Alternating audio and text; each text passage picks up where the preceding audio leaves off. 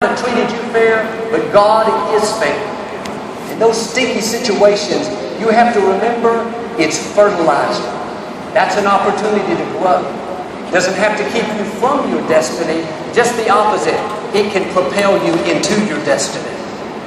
What stinks in your life right now, what you don't like, can be the very thing that promotes you and causes you to blossom. Don't complain about the stink. There's promotion in that stink.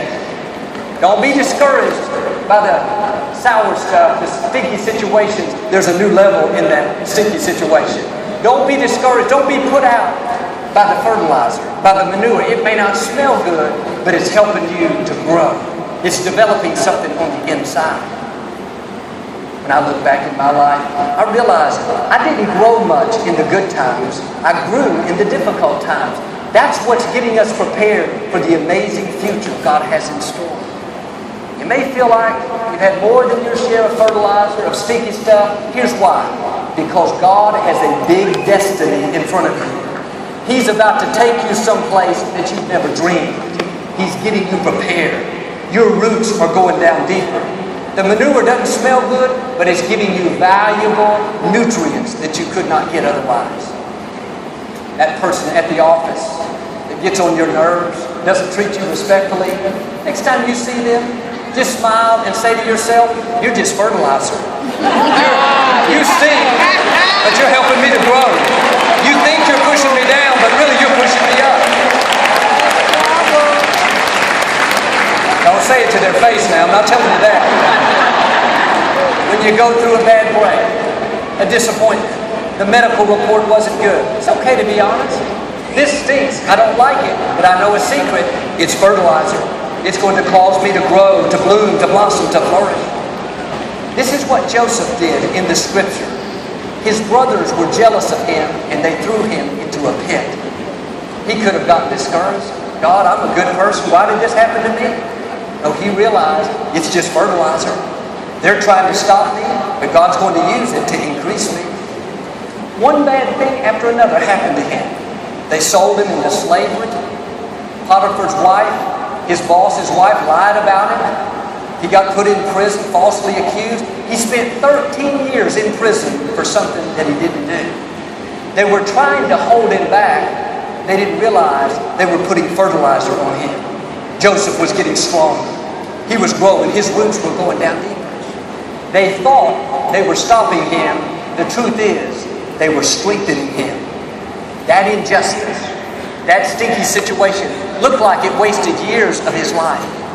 But just like fertilizer gives plants valuable nutrients, that difficulty was doing a work in Joseph, getting him prepared for the next level of his destiny. He interpreted a dream for the Pharaoh. Pharaoh was so impressed with Joseph, he got him out of prison and put him in charge of the whole nation. If you will stay in faith in the stinky times, the times you don't understand it, you're doing the right thing, but the wrong thing keeps happening, then when it's your time to be promoted, to be vindicated, to bloom, to blossom, all the forces of darkness cannot stop you. People don't have the final say. God has the final say. He will get you to where He wants you to be. Joseph went from the pit to the prison, all the way to the palace. You may kind of feel like you're in a pit tonight. Had some bad breaks, dealing with the sickness, lost a loved one, a dream died. Like Joseph, that pit is not the end of your story. The prison is not your final chapter. Your story ends in the palace. You are destined to live a victorious life. David said, God lifted me out of the pit and put a new song in my heart. You may be in the pit, but you need to get ready. You're about to come out. That sickness is not the end. That depression is not the end. That person that left you, the one that broke your heart, is not the end of your story. If they left you, you didn't need them. If they walked away, they were not a part of your destiny. God has somebody better.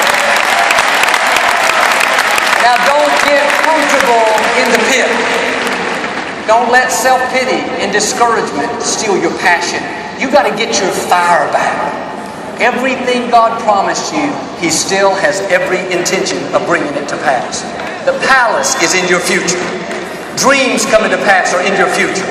Victory, restoration, health, and wholeness. That's what's up in front of you. That's how your story ends.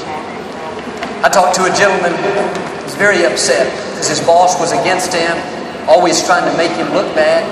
This boss was jealous of him, would never give him any credit or recognition. I told him what I'm telling you, it's just fertilizer. It may stink right now, but don't worry, fertilizer stinks. That just means you're about to see new growth. He got his passion back, started going to the office, being his best, being productive, working unto God and not unto man. Several occasions he should have been promoted, but because of his unfair boss, he got passed over. One day the CEO of the whole company was in town from out of state. This man had to make a presentation. The CEO was very impressed with his work. About a year later, a position became available that should have gone to this unfair boss, but the CEO bypassed that boss and went directly to this man and offered him the position.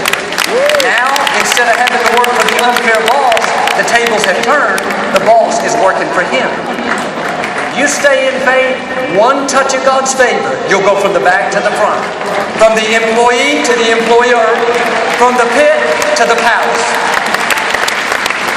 We all have stinky situations. Things that are unfair. People are not treating us right. You have to see it like Joseph as fertilizer. They're not going to stop you. That's going to promote you. That person that lied about you, tried to make you look bad, don't get upset. They just put fertilizer on you. They think they're pushing you down. Really, they're pushing you up. You're one step closer to your palace. Or that mistake you made. You feel like you blew it. You're all washed up. Joel, I had my chance. No, God uses the stinky stuff. You can't blossom into all you were created to be without some fertilizer. Sometimes we bring trouble on ourselves. We make poor choices. The accuser constantly whispers in our ear, God's not going to bless you. You had your chance, you blew it. No, God doesn't waste anything that you go through. It may not have been good, but God knows how to bring good out of it. John chapter 4. Jesus met this woman at a well. He told her that He would give her living water. She said, please give it to me. He said, go call your husband. She said, I don't have a husband. Jesus said, you're right. You've had 5, and the man you're living with now is not your husband. She was amazed at how this man that she just met knew everything about her. She got kind of spiritual and said, she said, I know one day the Messiah will come. Jesus looked at her and said, I am the Messiah. The first person Jesus ever told He was the Messiah was this woman. A woman that had had a rough past, made mistakes, that had some stinky stuff. She went back and told the whole town, come see this man. He must be the Messiah. God used her as the first evangelist to get the word out. And here's my point. This woman was comfortable around men, married 5 times. If she would have been intimidated, insecure, quiet, reserved, she wouldn't have told many people.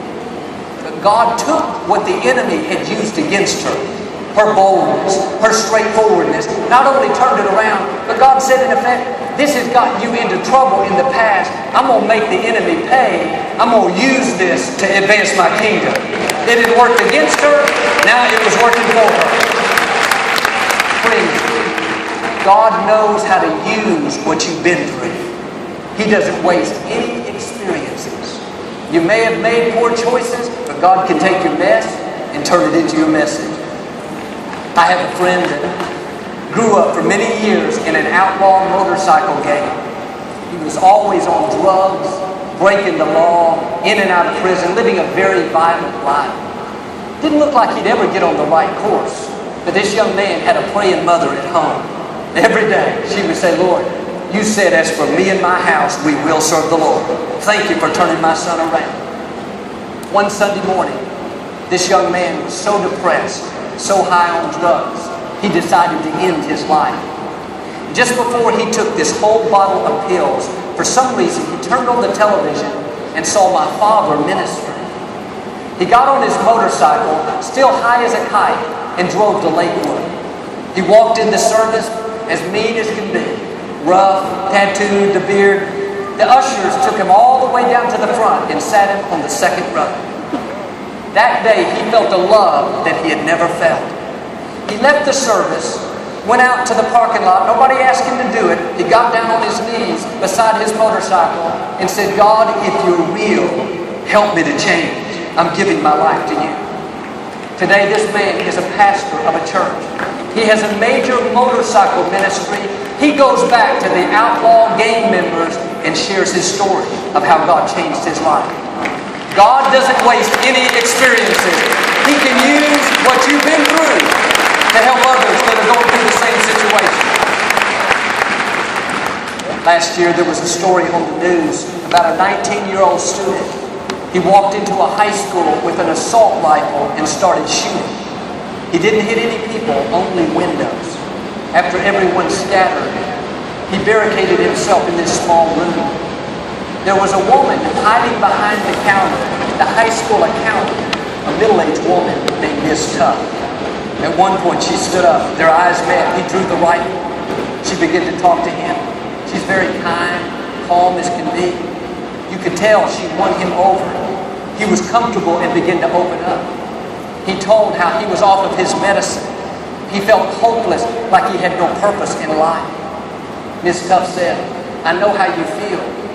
My husband of 33 years left me, and last year I tried to commit suicide, but by the grace of God it didn't happen. She went on to tell how God had given her a new beginning. Now she was restored and started a new business, excited about her life. She looked him in the eyes and said, if God did it for me, He can do it for you. Standing there with the assault rifle, helicopters overhead, SWAT teams surrounding the building. The young man put the rifle down, walked out peacefully. Nobody was harmed. Miss Tuff said afterwards, I know God put me there because I've been through what he's going through. Nothing is wasted. The good, the bad, the painful, God knows how to use it. If you will stay in faith, it will not only act like fertilizer and make you stronger, but somewhere down the road, you will be instrumental in helping somebody else. One time in the scripture, David was on the run. King Saul was jealous of him and trying to kill him. He left in such a hurry, he forgot to get his sword. He got to the next town, told the leaders that he was on assignment from the king. It was so urgent that he didn't have time to get his weapon. He asked if they had a sword or a spear they could borrow. They said, all we have is the sword of Goliath, whom you defeated in the battle. David's face lit up. He thought, there's no sword like that sword. Let me have it. I'll take that. He left that day with the sword that was meant to defeat him. Now he's using the same sword to defeat others. The enemies that have tried to defeat you, the sickness, the depression, the bad break, the injustice, you're not only going to defeat them, but you're going to use those same experiences to defeat others. You have some swords in your future. Battles you've won, enemies you defeated, challenges you've outlasted. Those victories are going to be there for when you need them. They were meant to defeat you, to harm you, to keep you from your destiny. God knows how to not only turn it around, not only give you the victory, but He'll put that same sword in your future that will help you overcome other obstacles. I saw a report